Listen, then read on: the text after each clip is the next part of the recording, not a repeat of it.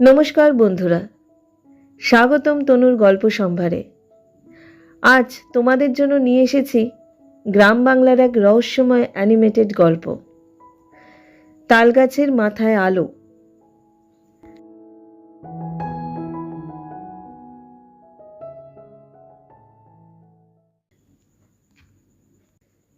একটা গ্রাম, একটা পুরনো তাল গাছ, আর প্রতি অমাবস্যার রাতে সেখানে জ্বলে উঠত অদ্ভুত এক আলো। ওটা কি ভূতের কাজ, নাকি লুকিয়ে আছে অন্য কোনো সত্যি? চলো দেরি না করে শুরু করা যাক আজকের গল্প।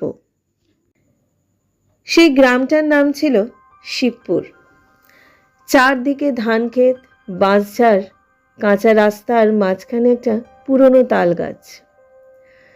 তাল গাছটা এত উঁচু ছিল যে দূর গ্রাম থেকেও দেখা যেত, কিন্তু গ্রামের লোকেরা সেই তাল গাছের দিকে রাত হলে তাকাতো না, কারণ প্রতি অমাবস্যার রাতে, ঠিক মাঝরাতে, তাল গাছের মাথায় এক অদ্ভুত আলো জ্বলে উঠত। কেউ বলতো ভূত, কেউ বলতো শয়তান, কেউ বলতো পুরনো জমিদারের আত্মা। যাই হোক, কেউ কাছে যেত না। গ্রামে থাকতো এক কিশোর, গোপাল। বয়স 15, দুষ্টু, চঞ্চল, কিন্তু খুব সাহসী। গ্রামের সবাই যেখানে ভয় পায়, গোপাল সেখানেই মজা খুঁজে পায়।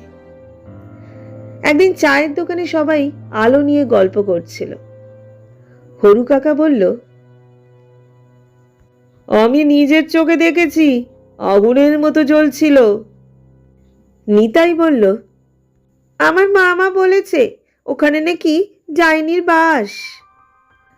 সবাই যখন কাঁপছে, গোপাল হেসে বলল, আলো যদি জ্বলে তাহলে কেউ না কেউ তো জ্বালায়।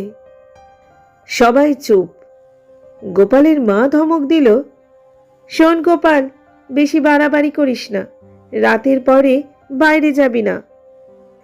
গোপাল কিছু বলল না, কিন্তু মনে মনে ঠিক করে ফেলল এই রহস্য সে ভেদ করবেই।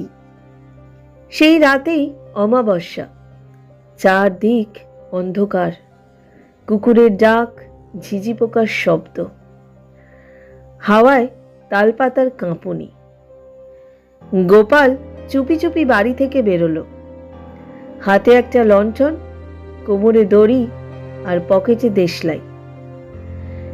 তাল গাছের কাছে পৌঁছে তার বুকও কেঁপে উঠল, কারণ সত্যি গাছের মাথায় নীলচে আলো জ্বলছে। গোপাল নিজেকে সামলে নিল। ভূত হলে দেখি, মানুষ হলে ধরি। সে ধীরে ধীরে গাছের গোড়ায় উঠতে শুরু করলো। গাছের অর্ধেক উঠতেই হঠাৎ উপরে কারোর গলা শোনা গেল, কে ওখানে? গোপাল থমকে গেল। আবার গলা এলো, এর নাম নিচে, নিচে নাম, না হলে পড়ে মরবি। গোপাল সাহস করে চিৎকার করল, আগে তুমি নামো। তারপর যা দেখল তাতে সে হতবাক। তাল গাছের মাথা থেকে নামলো এক বুড়ো মানুষ, সাদা দাড়ি, কাঁধে ঝোলা, হাতে কাঁচের লণ্ঠন। গোপাল অবাক হয়ে বলল, তুমি ভূত নও? বুড়ো হেসে বলল, ভূত হলে কথা বলতাম। বুড়োর নাম ছিল নবীন মাস্টার। অনেক বছর আগে এই গ্রামের স্কুলের শিক্ষক ছিলেন। শহরে চলে গিয়েছিলেন, এখন বৃদ্ধ বয়সে ফিরে এসেছেন। গোপাল জিজ্ঞেস করল, তাহলে তুমি গাছে উঠে আলো জ্বালাও কেন? নবীন মাস্টার দীর্ঘশ্বাস ফেললেন, এই গ্রামে একসময় রাতের বেলায় নৌকা চলতো। নদীর ধার দিয়ে যারা যেত, এই তাল গাছের আলো দেখে পথ চিনত। আমি ছোটবেলায় বাবার সঙ্গে এই আলো চালাতাম। তারপর? সবাই ভুলে গেছে, ও তো হারিয়ে গেছে, মানুষও। গোপাল চুপ করে শুনছিল। নবীন মাস্টার বললেন, আমি ভাবলাম যদি আবার আলো জ্বালি কেউ হয়তো পথ চিনবে। গোপাল বলল, কিন্তু সবাই তো ভূত ভাবছে। বুড়ো হেসে বললেন, ভয় মানুষ নিজের মনেই বানায় বাবা।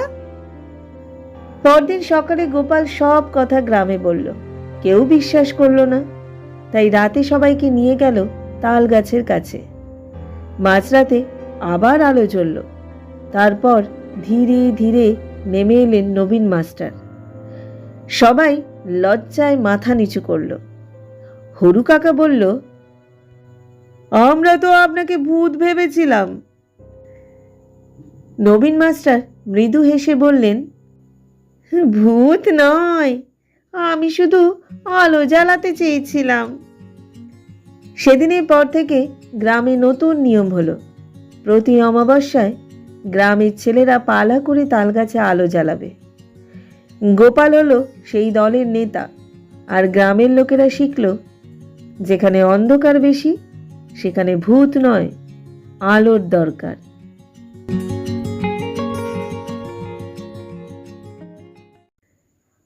অনেক সময় আমরা যাকে ভয় পাই তার পেছনেই লুকিয়ে থাকে সত্যি। ভয় নয়, সাহস নিয়ে এগোলে তবেই রহস্যের পর্দা সরে যায়।